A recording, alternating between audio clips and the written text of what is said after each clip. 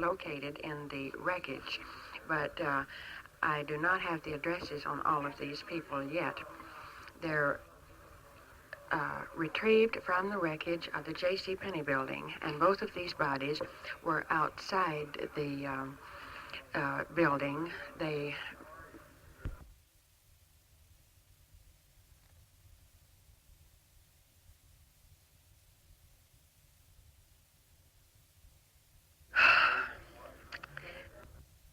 Yes. Private Granby, Private Richard Barnes, Private Thomas Hood, Private Dennis Planting, Jesse Martin, Frank Allen, and the Allen is spelled A-L-L-E-N, Bernadette Bonin, and that's B-O-N-I-N, Harold Byron and family, and the last name is B-R-Y-A-N-E and family.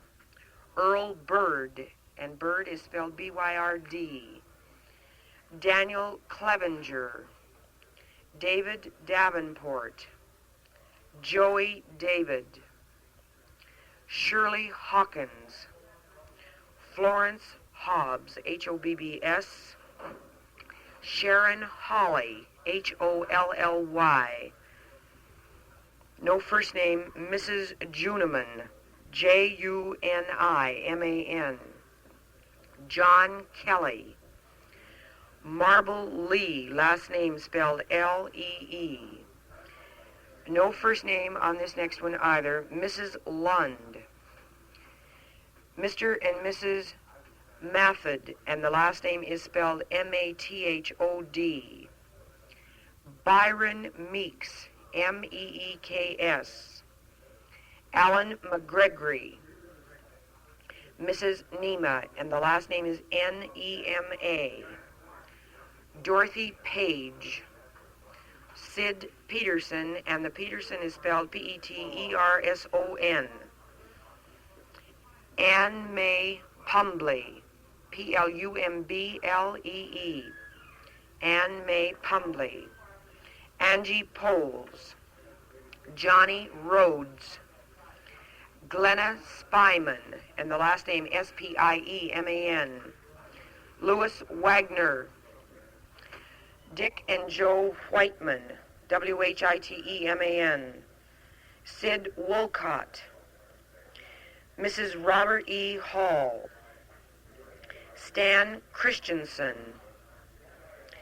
Jean Johann's family, and that last name is J-O-H-A-N-N-E-S. Paula and Bill Ryan. PFC and Mrs. Richard Wilson. The two children of Perry Mead, M-E-A-D. Perry Mead's two children. Millet Keller, and the last name is K-E-L-L-E-R. Now, this is our list as it stands right now, eliminating those people who have reported in as our right. Once again, Civil Defense has asked me to tell you that they are not a coordination center. They are trying very hard to stand by their telephones only to give you the information of the official reported missing. If you have information, or if you are one of the people on this list, if you have information as to the fact that they are all right, they have been seen, please call City Civil Defense Headquarters at Broadway 70601. That's Broadway 70601. And this, again, is from the office of Mayor George Chirac. Do not call, please do not call, unless you have definite information regarding these people. And Bill, now I'll pass it on to you and check with Civil Defense to see if we've had any more eliminations of these names. Thank you very much, Theda, and I'll pass it back now to Nat Brooke.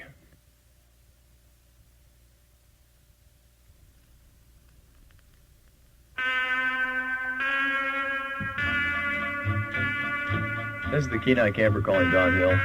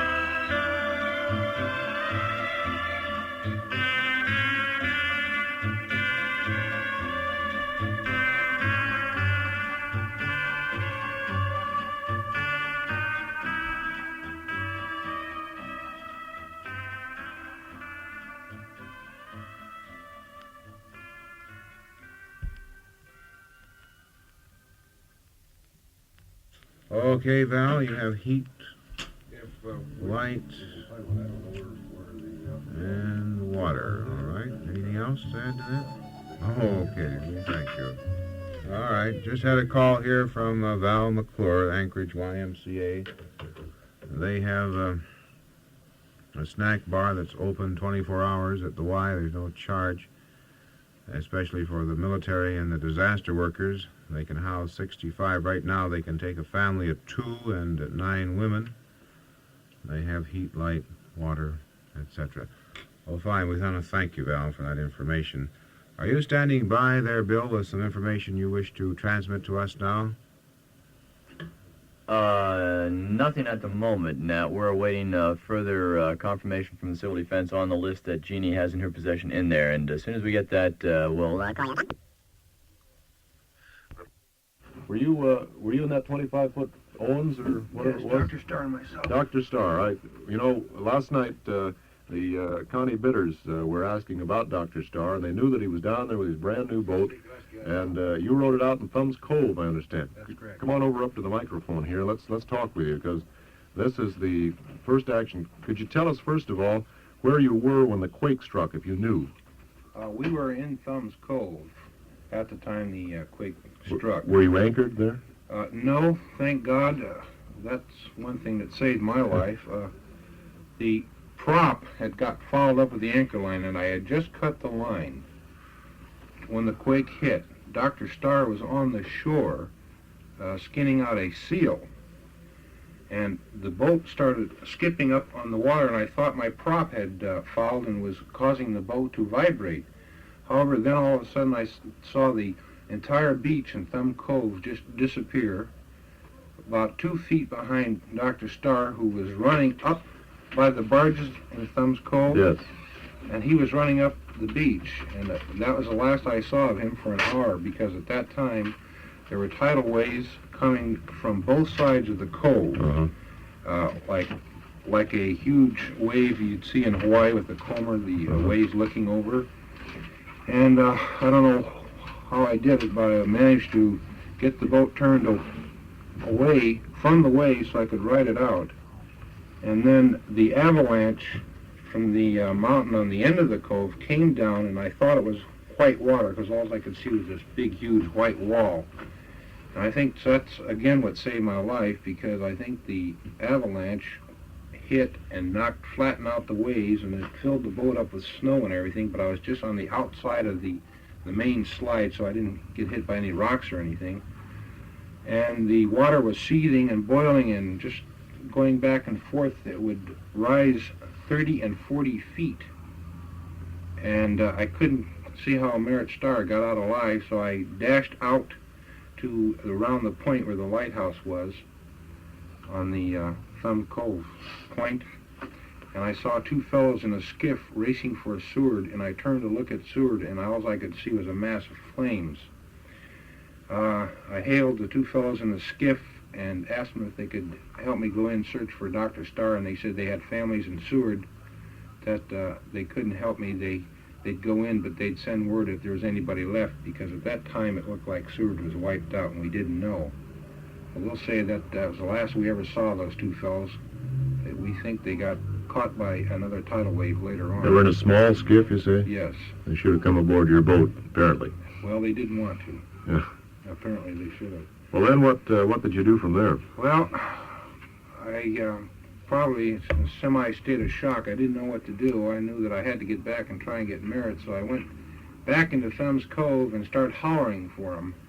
I couldn't. There was nothing. The big barges were completely gone. No beaches left. Part of Thumbs Cove was filled up by the mountain that had slid down on the end.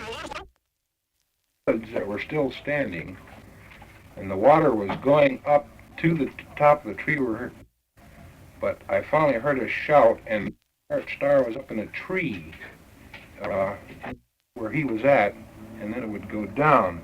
I managed to ride one of these big waves into the woods, get him out of the tree, and then all of a sudden the water drained out and the boat was left high and dry in the trees.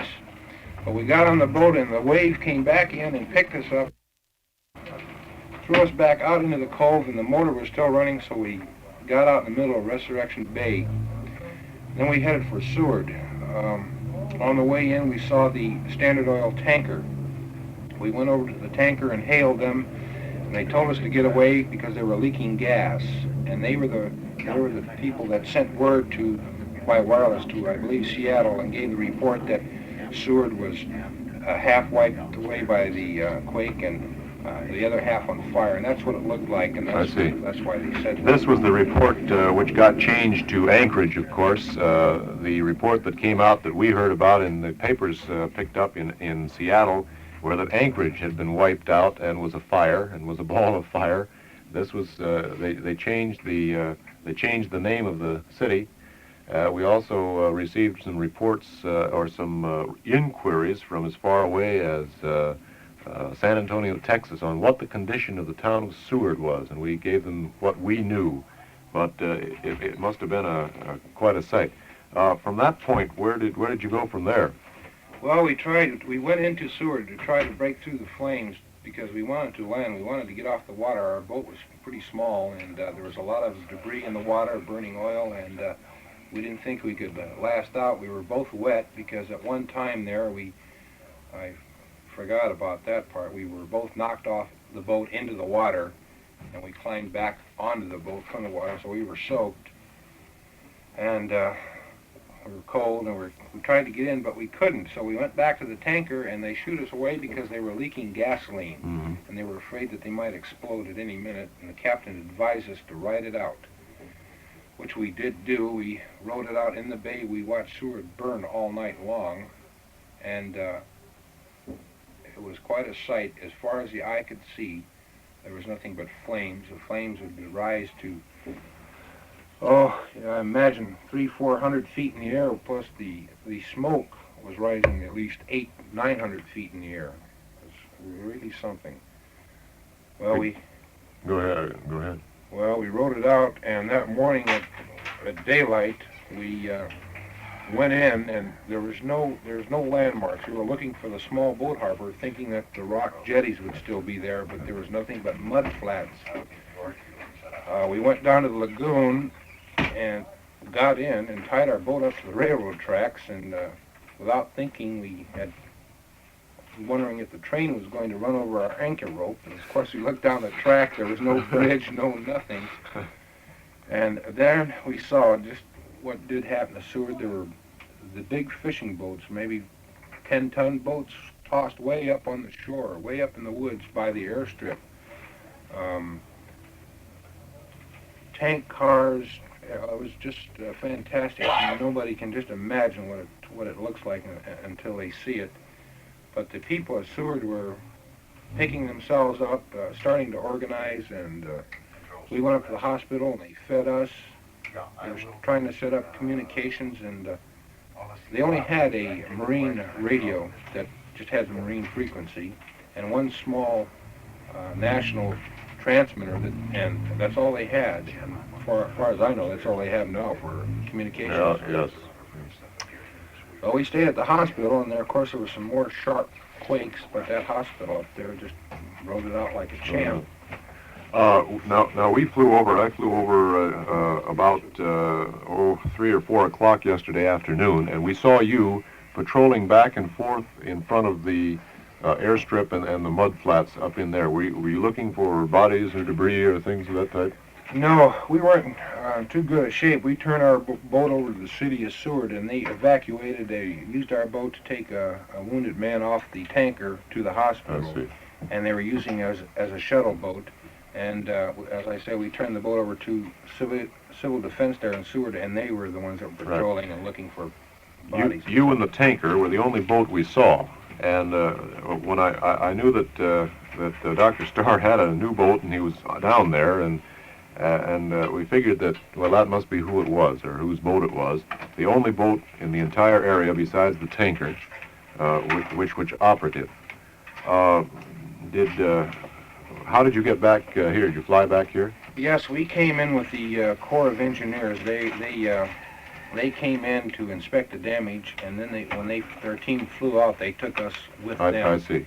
And we were there at the time the Army troops started arriving, and I'll sure like to give a credit to those pilots, because the strip at that time had been underwater at high tide. The tide was abnormally high, and those planes came in through the water and everything, landing the troops, and they did a magnificent job. It was really something. Well, we watched them down there. I noticed they were parking up at the high end of the strip there, which is a new parking area, and it seemed to be not even too wet from the, it seemed to be high enough. It didn't get the full brunt of the tidal wave. Where were you at the time that the major tidal wave came, or the several, whichever? They mentioned 3 of them here within a half an hour after the shock. Were you were still in the water at that time and still in Thumbs Cove? Yes, we were still in Thumbs Cove, and so you rode it out pretty well in there. yes, because Merritt was still on shore, I was able to ride it out in the boat. At the time, the waves were, after the initial shock, the waves were just huge, and there was a lot of whirlpools and everything, and I just kept away from the whirlpools, and I was able to stay afloat. You had your engine going all the time? All the time, never quit on us, thank God. Do you have 2 engines in the... No, it's one engine. 25-footer. Well, that's extremely interesting, an eyewitness report of a gentleman whom we've been wondering about, and the boat we were wondering about, and we knew you were down in that area, and you're safe and sound. Had probably one of the most harrowing experiences I have ever heard, and I imagine something that you've gone through it, but you wouldn't even know how to go through it again, I can well imagine. I probably have nightmares about it for a long time. Thank you very much for talking with us, and we certainly are glad to have you back and have the word from Seward. Okay, Nat, that about does it here for right now. Jim, can you identify the gentleman you were interviewing, please, for us again? I'm sorry, Robert L. Hayes. Robert L. Hayes is the gentleman, along with Dr. Merritt Starr. Thank you very much, Jim. We have recorded this interview, so we just wanted to identify the gentleman you're talking with. Thank you very much, Jim. Do you have anything further there that you wish to impart to us now? Right, Warren Castle just handed me the news release from the Garbage Collection Service here in the city of Anchorage. Collections for today are Saturday.